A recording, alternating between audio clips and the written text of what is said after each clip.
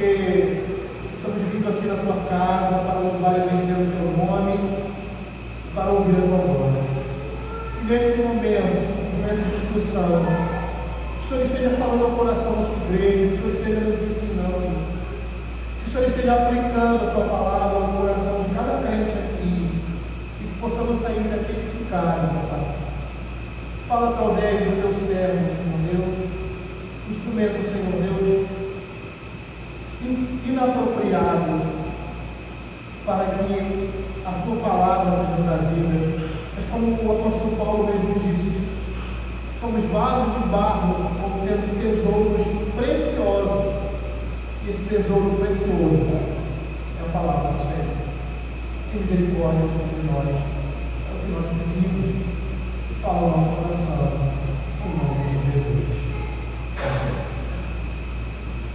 Queridos, vamos abrir a palavra do Senhor em Provérbios, capítulo 16, verso 8 e 9, voltando aí à nossa exposição, né?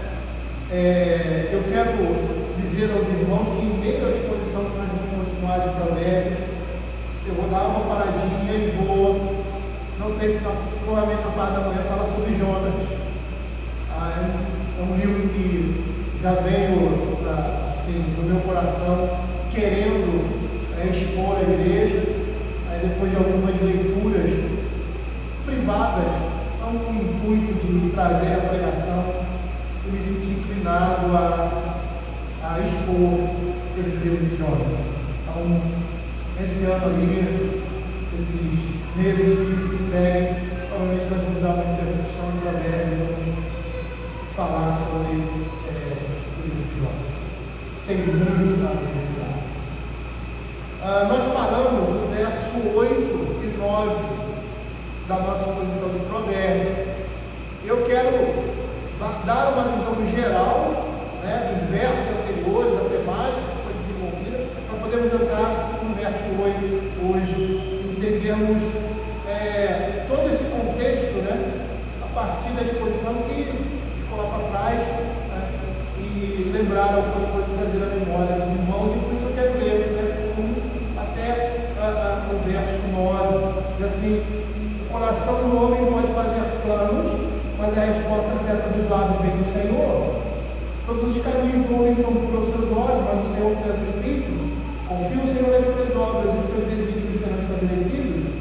O Senhor fez todas as coisas para determinados fins, até o perverso para o dia da calamidade. Abominável é o Senhor, todo arrogante de coração. É evidente que não ficará impune. Pela misericórdia, pela verdade se extingue a culpa, e pelo temor do Senhor os homens evitam o mal. Sendo o caminho dos homens agradável ao Senhor, ele reconcilia com eles os seus inimigos. Melhor é um pouco havendo justiça do que grandes rendimentos com injustiça. O coração do homem traça o seu caminho, mas o Senhor lhe dirige os passos. Nesses versos, ou seja, nos versos 8 e 9, nós temos aí a conclusão dessa unidade em um juízo, em uma tese, um parecer. Melhor é um pouco havendo justiça do que grandes rendimentos com justiça. E uma breve declaração que vai estruturar essa unidade, levando a sua conclusão. O coração do homem traça o seu caminho, mas o Senhor lhe dirige os passos, muito semelhante ao que vemos no primeiro verso, fechando assim tematicamente essa unidade. Eu gostaria de relembrar aos irmãos e trazer alguns ensinamentos, né, a temática que os versos anteriores nos dizem até chegar ao final dessa subunidade no verso 8. Nós vimos que essa primeira subunidade, ou seja, a subunidade contando o todo do capítulo 16, que em sua maior parte, na sua estrutura textual, nós temos aí paralelismos sintéticos. É importante percebermos isso. Nós vimos anteriores paralelismos sinonímicos, antitéticos, agora nós estamos vendo os paralelismos sintéticos. O que são os paralelismos sintéticos na estrutura judaica, na estrutura hebraica?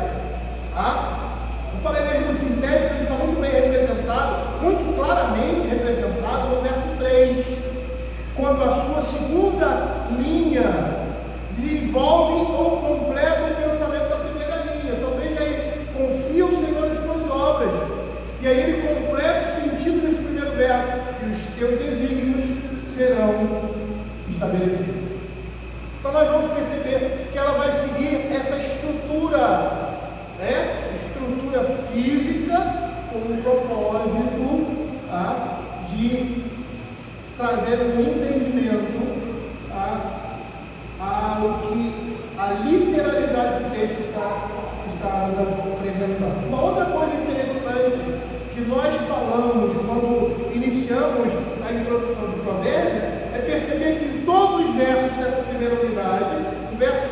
ao verso 9, tem o vocábulo Yahvé, ou seja, Senhor, com exceção do verso 8.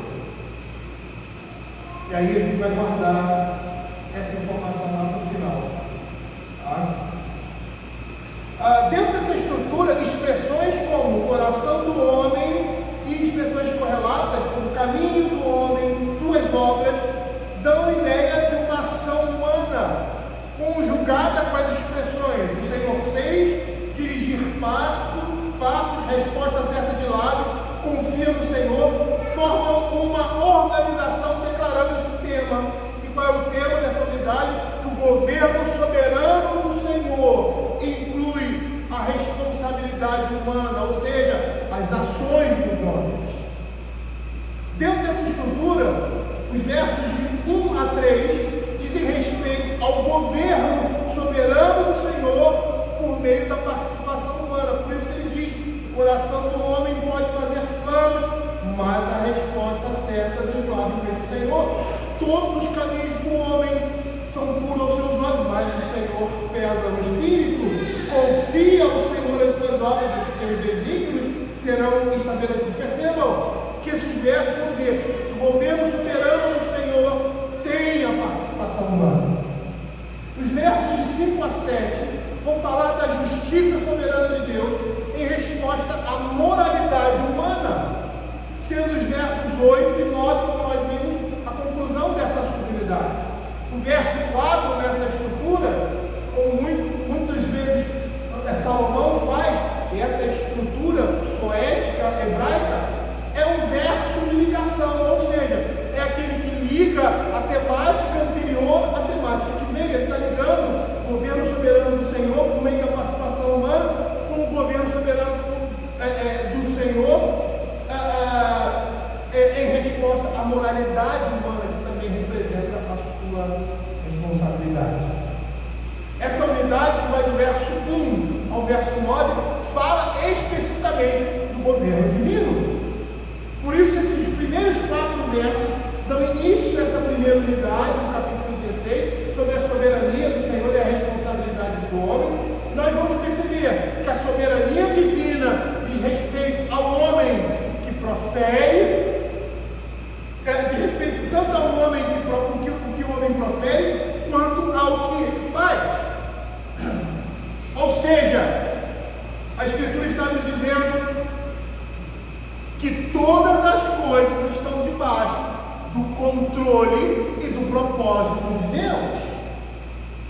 O segundo verso 2 dessa sequência, declara a avaliação do Senhor das motivações humanas por trás das suas palavras e atos.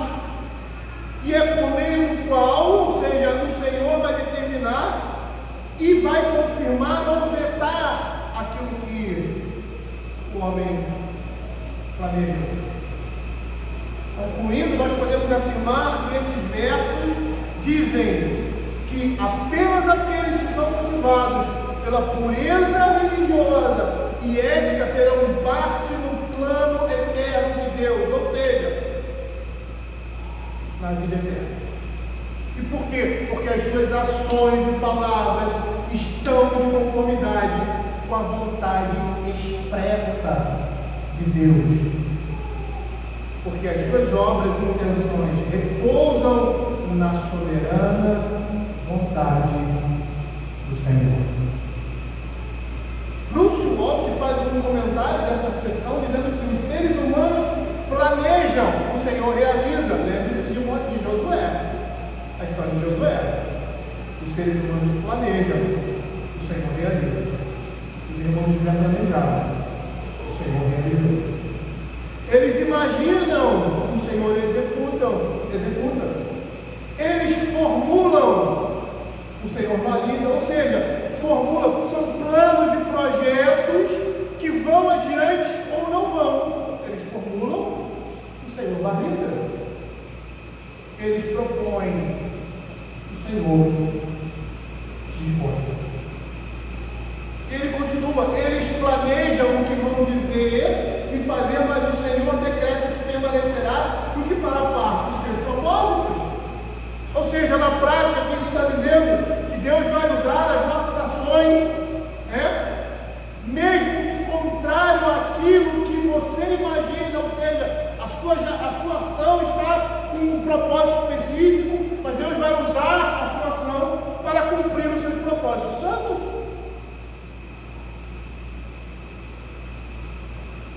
É você pretendendo algo, uma profissão, indo para determinado lugar, caminhando naquela direção e caindo por motivos variados em outro destino que você não tinha planejado, mas que o Senhor determinou, utilizando os seus próprios passos. Lembre-se da história de Jonas, ou do que os irmãos José fizeram. O verso 3 vai concluir os 2 versos anteriores, nos dizendo que o discípulo deve entregar, confiar seus atos, planejados no Senhor, ou seja, seus caminhos, tudo o que faz, ele planeja. Uma vez que no verso 1, a palavra de Deus diz que o Senhor direciona as iniciativas do discípulo, e que somente ele pode avaliar a intenção do coração, como nós vemos no verso 2. Dessa forma, o discípulo, nós devemos entregar nossos planos ao Senhor, a fim de serem estabelecidos permanentemente, de modo a serem mais duradouros do que os triunfos temporários da pessoa perversa. Confia ao Senhor as tuas obras, os teus desígnios serão estabelecidos. Por isso o salmista, lá no Salmo 37, no verso 4 e 5, ele vai dizer assim: agrada-te do Senhor e Ele satisfará o desejo do teu coração. Entrega o teu caminho ao Senhor, confia nele, e o mais Ele fará.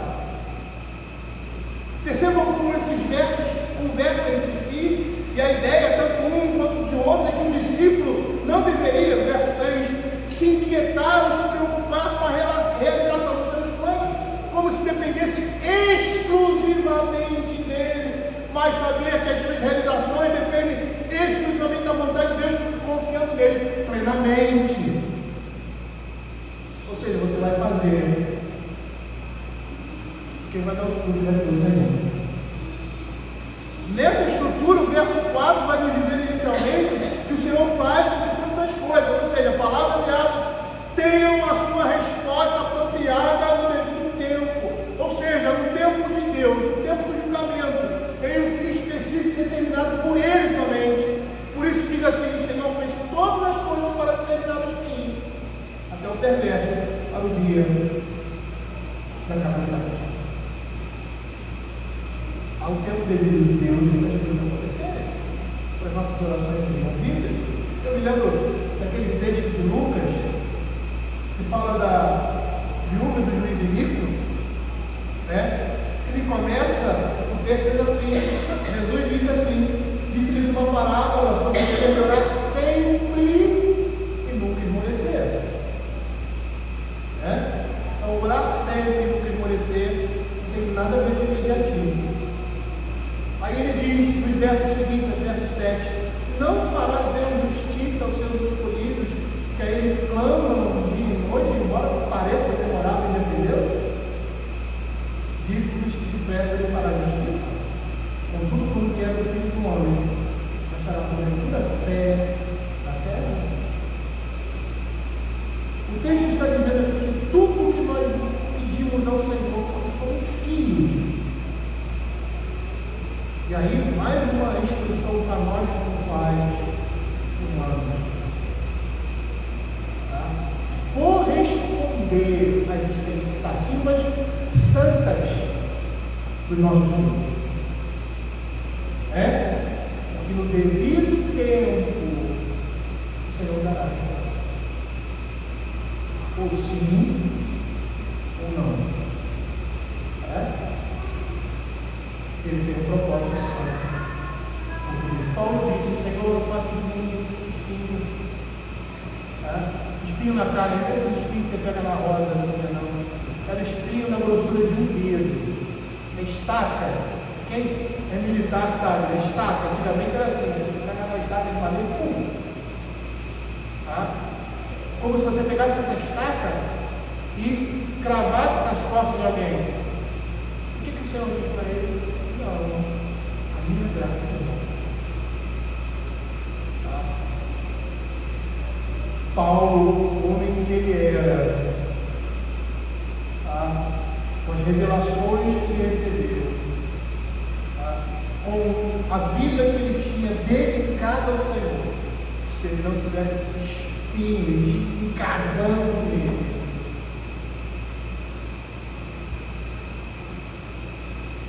ele ia para o inferno.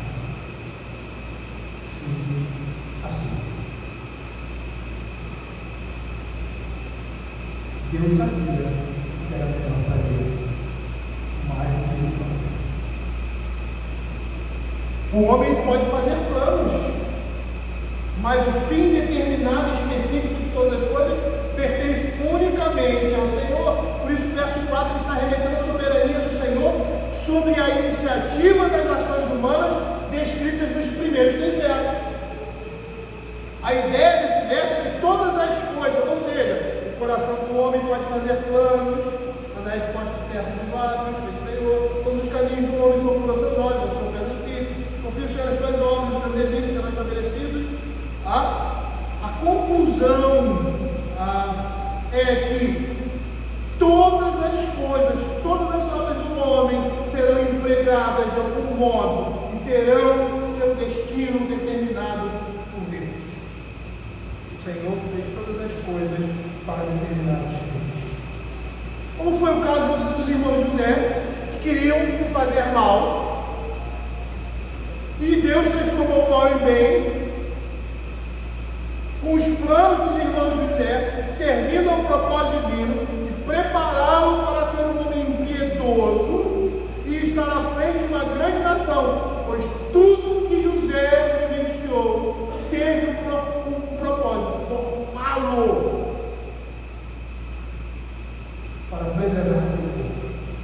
E o que ele passa? O que o pai dá a José por meio dos seus irmãos? Escravidão, prisão, humilhação. Como que o pai de José tratava José? Um filhinho querido, não via que ele era o quê? Um entregador, um mentiroso, porque ia lá e ficava falando mal dos irmãos, aumentando, criando conflito entre o pai e os filhos. Tanto que existia aí uma disputa. E a perspectiva do pai de José era acolhê-lo, como fez Elias. Mas essa não era a perspectiva de Deus para torná-lo um homem de verdade. Porque no seu coração já havia a chama de Deus. Mas como todo pecador, ele precisa ser burilado dos seus pecados. E algumas pessoas só aprendem. Infelizmente, eu sou montado debaixo do chicote.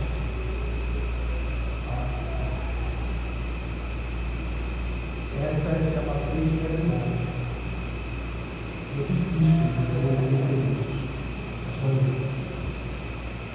Mas essa é a nossa condição. Ele foi usado por Deus à frente de uma grande nação. Veja o que essa vida proporcionou a ele. E por causa disso ele preserva o seu povo que estava nascendo. Os atos maus dos seus irmãos, ou seja, eles tinham um intento mau, serviram para forjá-lo e encaminhá-lo. Aquele povo é o lugar em que ele foi colocado. Por isso que na Escritura, quando Deus fala a nós, ou exige de nós alguma coisa que é dura, ao contrário do que nós estamos vendo aqui, com intenção má, aquilo que é duro, a humilhação, ou determinadas coisas que nós temos que fazer, que temos que nos rebaixar, aquilo é bom para nós. Porque não só aquilo que ele ordena, não só o que ele ordena é bom e pode doer na nossa carne, Mas a coisa em si que ele ordena é boa. E o fim também é diferente daqui. A coisa em si era má. Mas serviu ao propósito de Deus. Deus usou aquilo para forjar aquele homem. E aí nós estamos vendo que o Senhor conduz e executa todas as ações dos homens para estabelecer os fins específicos determinados por Ele. E é isso que essa primeira parte do verso 4 vai dizer, nesse conjunto todo. E a sua segunda parte, até o perverso para o dia da calamidade, tá? Vai apontar para a moralidade do Senhor e a responsabilidade do homem, que nós vamos ver nos textos subsequentes.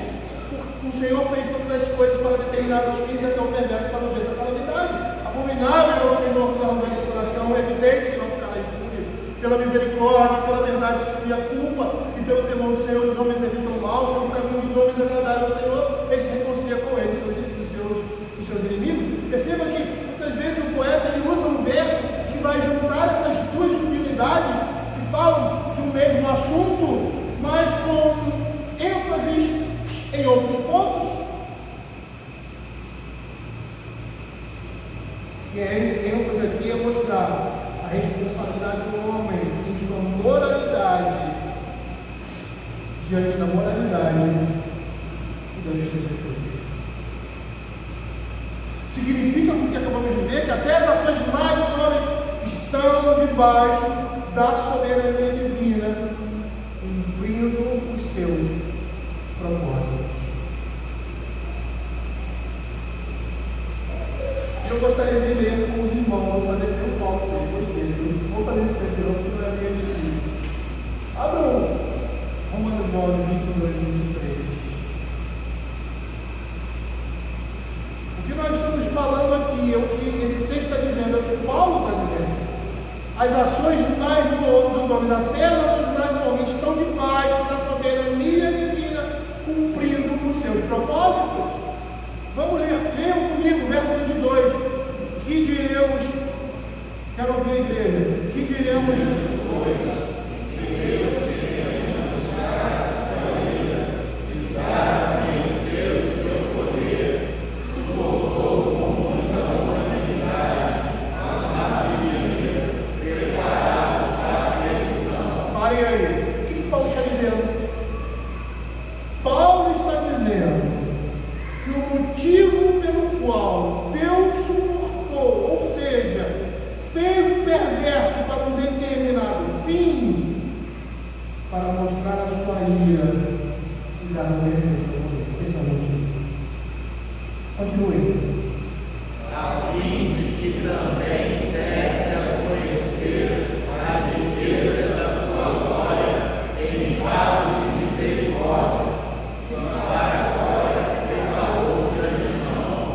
Percebam o que Deus vai dizer à luz do verso 4.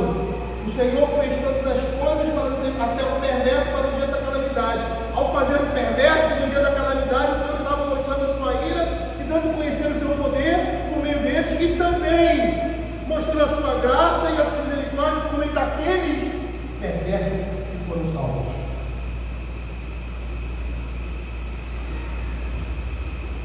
Quando nós olhamos isso, nós vemos que Deus tem um controle em todas as coisas, está dirigindo a vida dos seus filhos desse mundo, mas dos seus filhos para as bem-aventuranças eternas. Por isso ele vai dizer no Salmo 23, verso 6, bondade e misericórdia certamente me perseguirão. Literalmente é isso, perseguirão todos os dias da minha vida, e eu habitarei na casa do Senhor para todo sempre. Apesar do mundo ir em direção diferente daquela que está de acordo com a vontade expressa de Deus em sua lei, eles cumprem o propósito eterno em suas ações, mas estão dentro do propósito final de Deus para mostrar a sua glória, justiça e santidade em meio ao seu juízo sobre o pecado. Nada foge dessa vontade. A gente não consegue imaginar isso. A nossa mente não alcança. Mas eu não preciso crer para alcançar a verdade. se querer resiste. Eu me lembro um livro que eu li há muito tempo atrás, tipo, e ele, eu não sei se foi antes, mas aí nasceu depois, acho que foi antes. Ele falou de um cara dirigindo um carro, uma corrida, e o comentarista disse que aquele homem que era realmente tinha o controle sobre o carro. Ele fez um paralelo interessante. Porque se dá algum defeito naquele carro, algum defeito, foge ao controle do motorista, o carro bate. E por quê? Porque ele não tem controle total.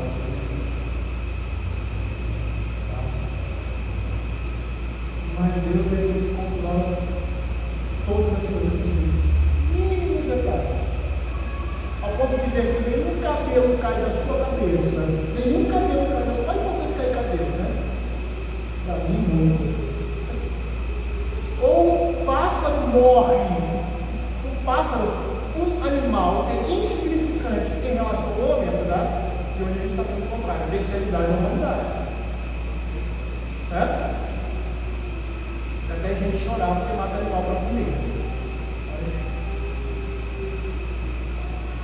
Se essas coisas que são insignificantes estão debaixo do controle de Deus, e se elas não tivessem, porque Deus não tinha controle de todas as coisas, Ele não pode controlar o mínimo átomo que a gente não vê, Ele não pode controlar o universo. Então tudo está debaixo do seu poder.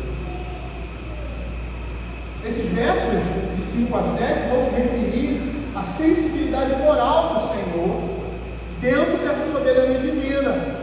Dentro dessa soberania divina, por causa dessa moralidade, os perversos serão castigados. Verso 5, abominável ao Senhor toda arrogante coração, é evidente, é certo, que não ficará impune. Às vezes você está, lembrei agora, você está caçando um rato. Lembrei porque alguém disse que entrou um rato na sua casa esses dias. Acho que era Caduca, alguma coisa assim. E aí você arma uma armadilha e escapa. Aí ele escapa. O ímpio, ele arma as suas próprias armadilhas. Ele arma, como diz Provérbios. Não é o Senhor que arma as armadilhas do ímpio, necessariamente falando. É o ímpio, porque o pecado faz isso. O pecado traz o juízo de Deus. É imediato isso, o juízo vem. Não é como uma lei física, que se eu desligar a luz ela apaga, mas as leis morais demoram um pouquinho mais mas é inegável. Aí ele fugiu daqui, fugiu dali, ele vai fugir no final do rato, não vai fugir no final. Muitas vezes ele pega, a maioria das vezes ele pega no meio do caminho. Pega de forma que a gente veja que o mundo contempla. Porque esses homens estão sob os juízos de Deus, estão sempre levando a mão pesada de Deus sobre si. Eles não existe como evitar esse juízo. Então, esses versos 5 a 7, eles vão se referir à sensibilidade moral do Senhor, onde os perversos são castigados e os retos triunfam. Verso 7, sendo o caminho dos homens agradável ao Senhor, este reconcilia com eles seus inimigos. E o verso 6, garante que o pecado passado possa ser expiado e que o pecado futuro possa ser evitado dentro dessa moralidade divina, adotando o temor do Senhor e assim encontrando o seu favor. Nós vemos no verso 7. O verso 7 traz da medida certa o que Deus executa na vida do justo, encontrando o favor de Deus e a vitória sobre os seus inimigos. Bruce Waltke, comentando esse texto, ele diz assim: quando o Senhor se compraz nos caminhos de uma pessoa, Ele compele até os seus inimigos a se entregarem a ela. E agora nós vamos entrar no verso 8, mas antes dessa sessão, com essa parte. O que a soberania de Deus nos ensina? Dentre muitas coisas, eu vou poder abordar todas as coisas que a soberania de Deus nos ensina, mas nesse contexto, a soberania de Deus nos ensina a confiar no Senhor, em Sua palavra, pois tudo o que Ele diz é verdade e será executada. Nos ensina que somos responsáveis. É interessante que essa palavra responsável, já pensou nisso? Responsável vem de resposta, fala de ação. Nós estamos falando de soberania de Deus, nós precisamos dar uma resposta, porque nós somos chamados a agir dentro dessa soberania. Nós respondemos por aquilo que fazemos. Então nós temos que colocar toda a nossa confiança no Senhor, seus projetos simples, que é algo que eu vou desenvolver na próxima exposição, vou falar sobre o verso 9, onde nós vamos cair lá em Tiago, quando ele diz assim, não diga farei isso, farei aquilo, mas se o Senhor quiser, porque tudo depende da mão e da aprovação do Senhor. E agora, querido, nós entramos aí no verso 8, dentro desse contexto. E aqui nós temos a tese que nós falamos que é apresentada juntamente com a declaração que estrutura toda a solenidade. Melhor é um pouco havendo justiça do que grandes rendimentos com injustiça. Bruce Walton traduz da seguinte forma: melhor é um pouco com retidão do que uma grande renda com injustiça. No comentário de Bruce Walton, ele nos diz que este provérbio, em seu contexto, assim como Provérbios 15 e 16, é semelhante, só que ele está em um outro contexto específico. Ele diz assim: melhor é um pouco havendo temor do Senhor do que grande tesouro onde há inquietação. Perceba que esses versos aqui estão qualificando os versos anteriores, os versos de 5 a 7, sobre o castigo divino dos arrogantes e das bênçãos dos homens piedosos, especificamente no verso 6 e 7. Esse verso é uma conclusão de toda a sua unidade, mas especificamente ligado aos versos de 1 a 3 em sua primeira parte. É como se ele dissesse assim: o coração do homem pode fazer plano, mas a resposta do Senhor. Todos os caminhos procuram seus olhos, mas o Senhor pede do Espírito. Confia no Senhor nas suas obras, seus edictos serão estabelecidos. Por isso, melhor é um pouco havendo justiça do que grandes rendimentos com injustiça. Ele fala de contentamento com a soberania de Deus. Eu gostaria, se assim, esses 15 minutos me permitirem, falar um pouquinho desse verso. Melhor é um pouco havendo justiça do que grande rendimento com justiça. Esse verso indica que o Senhor, preste atenção, não recompensa o serviço piedoso prestado aos crentes, prestado aos homens, prestado à sociedade, à comunidade, como sucesso econômico imediato. O Senhor não recompensa o seu serviço a Ele, porque servindo ao homem, nós estamos servindo a Deus com sucesso econômico imediato. E esse ou foi o pensamento de muitas seitas evangélicas que diziam que o crente deveria ser rico, ou seja, entendendo que prosperidade é sinônimo de total riqueza e abundância excessiva de bem, como se essas coisas fossem o único e mais excelente prêmio da verdadeira piedade. E a Escritura vai dizer que não é. Abra 1 Timóteo capítulo 6, versos 6 a 10.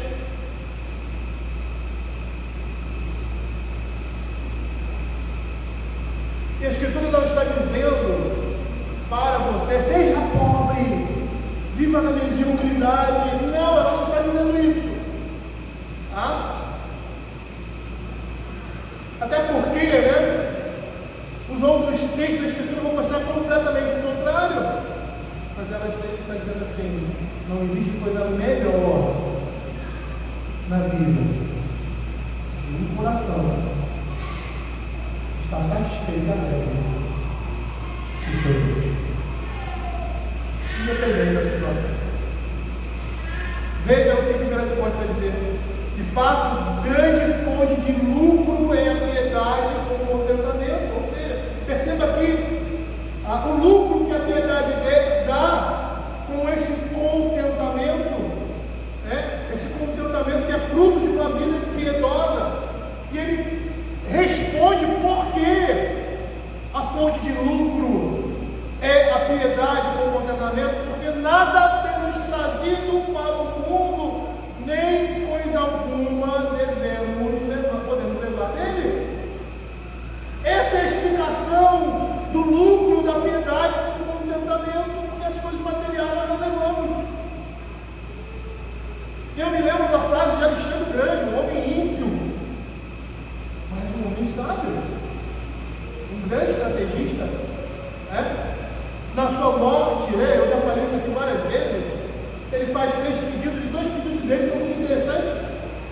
Ele pede para que as suas mãos estejam fora do caixão quando ele for conduzido, e que seus tesouros, tudo que ele ganhou, sejam colocados com um tapete vermelho até seu túmulo. Fala que homem soberbo. Aí perguntam para ele por quê? E ele explica o sentido da vida ali, de uma maneira caída, pela metade. Porque nós viemos para esse mundo de mãos vazias e vamos de mãos vazias. E o que a gente ganha nesse mundo de materiais fica aqui. Porque nada temos trazido para o mundo, nem coisa alguma podemos levar dele. Eu não sei se essa foi a conclusão dele, mas que triste é o homem perceber isso no final da sua vida. Se o homem soubesse o que é mais importante, mais valioso, ele daria a sua vida por causa disso. Porque por isso muitos buscam riqueza, nome, buscam ser conhecido, escrever um livro, deixar aí. Tem muita gente, eu quero deixar um livro escrito, eu quero que as pessoas lembrem de mim. Mas quando o homem sabe o que é mais valioso, ele pode fazer todas essas coisas. A coisa mais importante para ele é aquilo.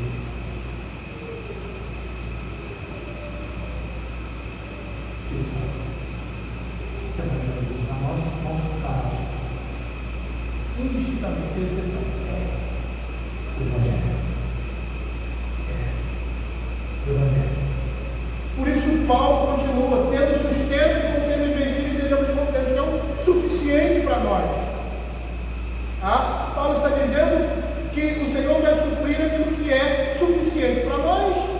Aí ele diz: olha, os que querem ficar ricos caem em tentação e cilada e muitas concupiscências insensatas e perniciosas, quais a forma dos homens na ruína e perdição, porque o amor ao dinheiro, o desejo desenfreado é a raiz de todos os males, e alguns nessa cobiça desse desejo desenfreado se desviaram da fé e assim mesmo se atormentaram com muitas dores. E aí, contrastando com essa realidade, temos o verso que completa esse versículo: melhor do que grandes rendimentos com justiça. Com injustiça, muitos homens abrem mão da integridade e honestidade para ganhar ilicitamente. Como muito bem fala o apóstolo Paulo aqui em Timóteo, nesses últimos versos, verso 10 em diante. O verso nos diz que o Senhor não pode permitir, o verso diz que o Senhor pode permitir que o perverso desfrute do lucro adquirido honestamente antes de executar a sua justiça. E essa é uma realidade muito presente em lugares como o nosso país, onde impera a desonestidade disfarçada de um senso nacional de que precisamos levar vantagem em tudo. Então, se nós pudermos ganhar dinheiro sem trabalhar, nós vamos fazer isso.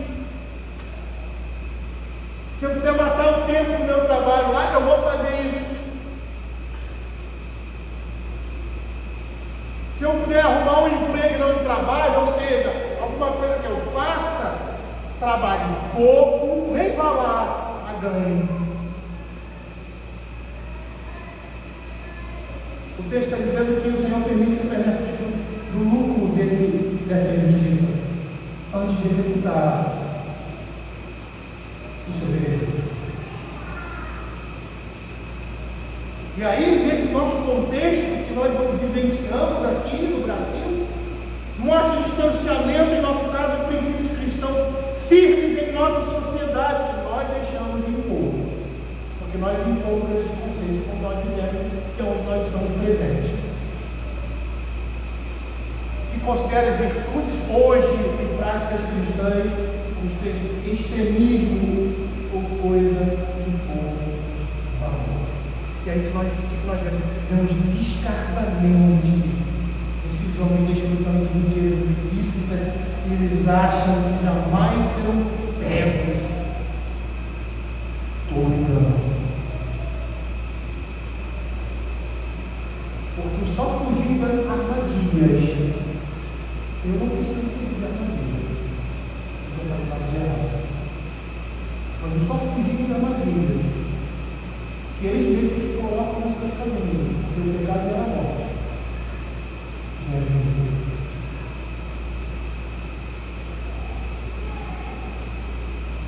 Por isso que a nossa sociedade hoje em dia quer que a gente aceite a homossexualidade, a corrupção e outras coisas erradas. Porque eles não querem ter, mesmo fugir dessas armadilhas, esse peso de fugir, eles querem ter liberdade.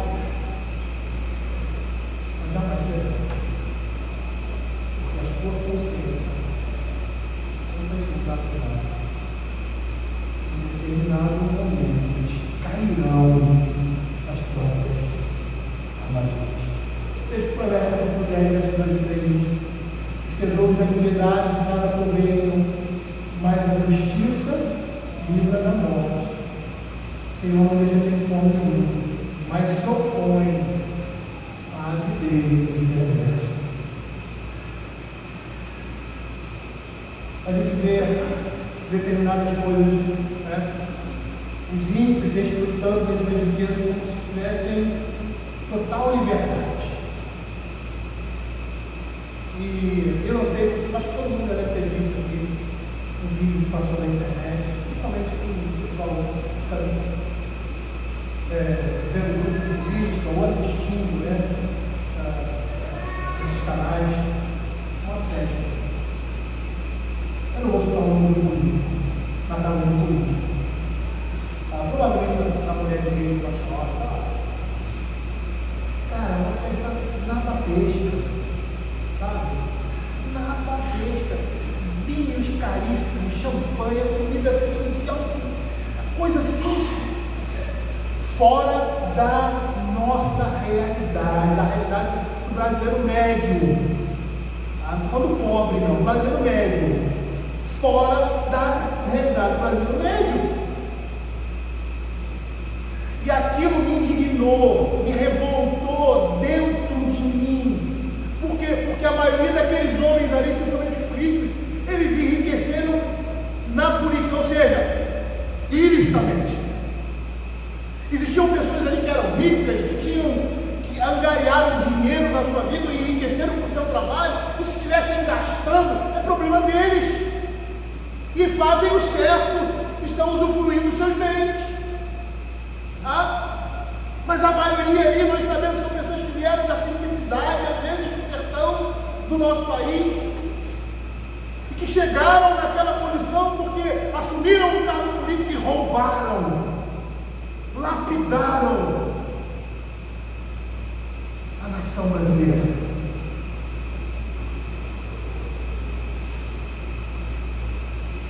Eles acham que vão ficar impunes. Uma vez eu fui visitar um estado, não vou dizer o estado, não vou descobrir quem era. Um estado onde existem praias, é uma cidade turística, foi até uma das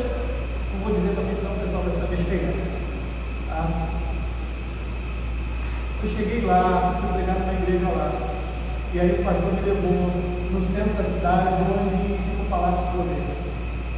Quando eu ouço falar nessa cidade, eu já conheci até pessoas que moravam lá, que vieram do Rio de Janeiro, que eu era adolescente, tivemos um contato, uma afinidade e tal. E eu olhei aquilo ali, isso aqui é cidade de Paulo? Isso aqui é a capital? Isso aqui é o Palácio do Governo? Centro da cidade desse final de semana. O centro da cidade de semana é lindo, né? E tal, aquela movimentação. O centro da cidade de final de semana, vai lá, final de semana. Eu fiquei assim. Por quê? Porque tem uma família lá que não sai do governo, que enriqueceu. Todo mundo sabe disso. E ainda volta nessa pessoa. Enriqueceu na política. Aonde é a política? Política não enriquece ninguém. Um político, um cargo público, por mais que o cara ganha 30, 40 mil reais, tem gente que ganha isso. Né? Não pode ostentar o que existe.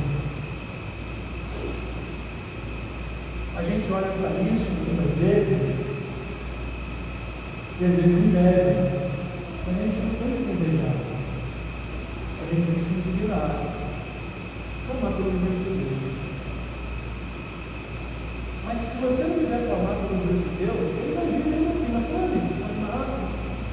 Ele vai vir mesmo assim. Porque se ele não for pego numa dessas armadilhas, ele vai ser pego lá na frente.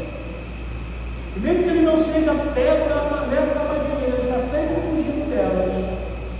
Como é que é um homem? Como é que é um bandido que foge da polícia? Como é que é um bandido que anda no meio da rua? Ele anda tranquilo? Anda tranquilo como você? Pelo menos a gente deveria, né? Tirando aí a violência do nosso país, do nosso estado, né? Da nossa cidade. Ele anda, não anda, você anda tranquilo. Por que você não tem nada? O se esconder, o ocultar, o mentir, e às vezes Deus obedece. Às vezes Deus obedece. Por isso ele vai dizer, não, pouco havendo justiça. E olha que interessante nesse verso, o verso 37 e 16. Olha que interessante. O salmista nesse verso ele vai dizer que mais vale pouco do justo do que a abundância de muitos ímpios. Ele está contrastando a singularidade de um só justo, contra a abundância de vários ímpios. Perceba aqui que aqueles que medem valor por quantidade têm nesse verso essa ideia desprezada. Desprezada. Um ímpio, um justo, que tem pouco, é muito melhor para o Criador desse mundo, para o juiz dessa terra, que muitos ímpios com muita abundância.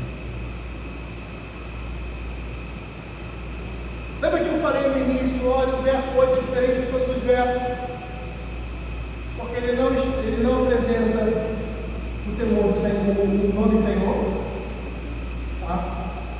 Yahvé, e é muito semelhante, ele é igual, é sinonimicamente falando igual a Provérbios 15:16, que vai dizer, ele é o povo havendo temor do Senhor, ele cita o Senhor aqui, só que esse verso está em outro contexto, porque da superioridade de coração e circunstâncias, né? Questão do contentamento, tá?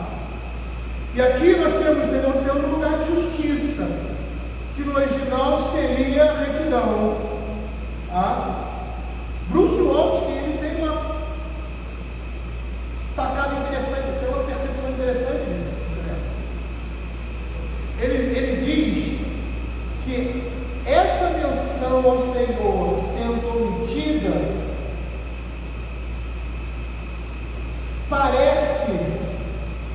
que Deus demonstra que Deus pode parecer ausente antes de voltar a trazer a ordem ao mundo moralmente transformado.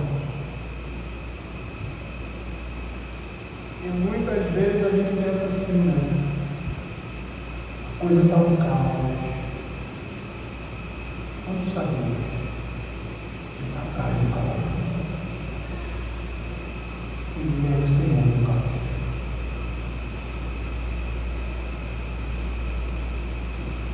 E aí, querido, nós temos alguns textos que mostram isso. Eu gostaria de só pegar um, até porque eu tinha prometido a minha esposa que ia acabar com 15 para as 11.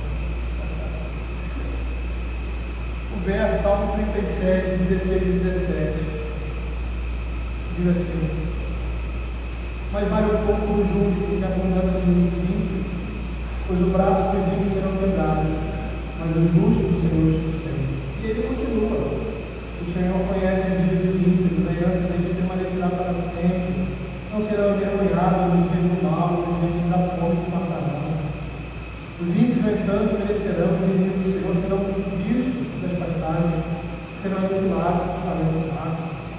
Mateus capítulo 7, verso 24, diz que o homem que sustentou a sua casa sobre a rocha, no dia da adversidade, ela vai permanecer. A adversidade vem, a tempestade não vem, mas ela vai permanecer.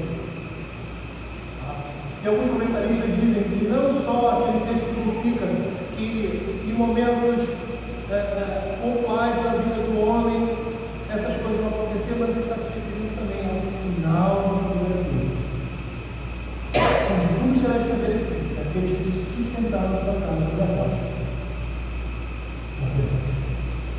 E ele continua: o ímpio pede emprestado e não paga, o justo por isso compadece e dá. Aquela frase, né? O pobre, uma frase comum, né? O pobre está sempre preocupado com as suas dívidas. O rico não. O rico, né? Aqueles a quem o Senhor abençoou possuirão a terra e serão exterminados aquele a quem Deus abençoou.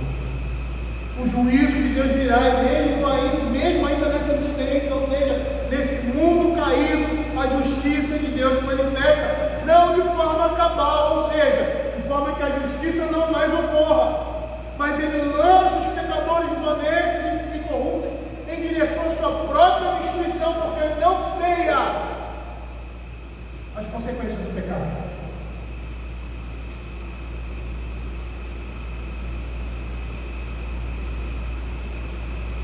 O Senhor lança a sua própria destruição em direção nesse mundo presente. E por quê? Porque essa é uma lei. O pecado gera morte. A lei de Deus não pode ser violada.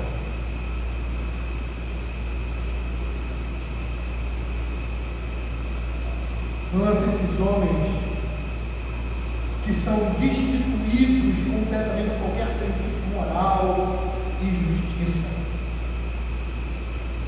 E essa justiça se manifesta, mesmo que não seja completa nesse mundo, não seja cabal, que seja o fim completo de qualquer tipo de justiça. O Salmo 125, verso 3, ele vai dizer assim: o cetro dos ímpios não permanecerá sobre a sorte dos justos, para que o justo não esteja na mão da iniquidade. Aí o que ele diz? É como se ele estivesse dizendo: no momento em que esse cetro estiver sobre você, faz o bem. Ele vai dizer assim: Senhor, faz o bem aos bons e retos do coração. Ou seja, preserva o privilégio. Quanto aos que se desviam para sendas tortuosas, leva-os ao Senhor juntamente com os malfeitores, os pais sobre a igreja. Queridos, eu gostaria de terminar, eu não vou nem me prolongar, eu tenho mais coisa a dizer, eu não vou me prolongar. Quero terminar com um comentário do Matthew Henry sobre esse texto. sobre essa última cláusula do verso 8, quando ele diz assim: sabe-se que uma pequena propriedade detida com honestidade, com que o homem se satisfaz, que usufrui confortavelmente, que serve a Deus com alegria, e a qual dedica ao uso com justiça, que é muito melhor e mais valiosa que uma grande propriedade detida com justiça. E então conservar ou gasto de maneira justa. Ela traz consigo mais satisfação interior, uma melhor educação para os que são sábios e bons. Ela durará mais tempo e terá maior valor no grande dia, quando os homens serão julgados, não segundo o que tiveram, mas segundo o que fizeram.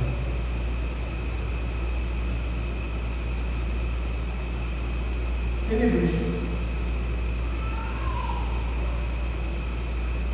que nos lembremos dessa palavra quando estivermos vendo os homens da nossa época crescendo e enriquecendo ilicitamente. Quando nós, pela nossa justiça, pelo nosso trabalho, pelo nosso esforço, que é dado pelo Senhor, vamos ver. E louvar a Deus, e agradecer a Deus, porque um pouco você terá abundância. Palavra de Deus. Vamos lá.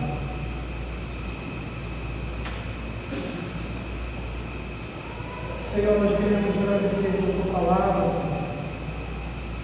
Queremos te pedir, Pai, a tua mão, a tua misericórdia, possamos seguir esses ensinamentos, viver desse jeito, dessa forma, de forma que agrademos completamente ao Senhor.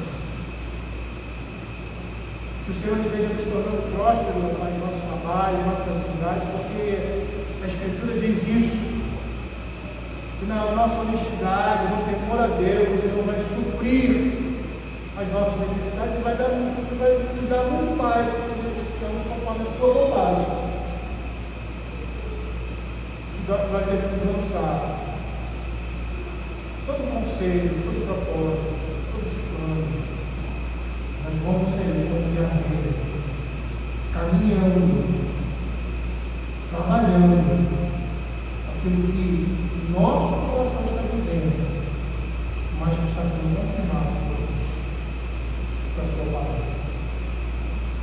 É o que nós pedimos, em nome